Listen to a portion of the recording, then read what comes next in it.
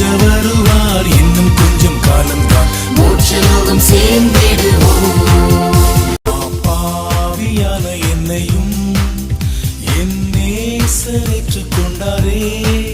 ஓ பாவி நீயும் ஓடிவா.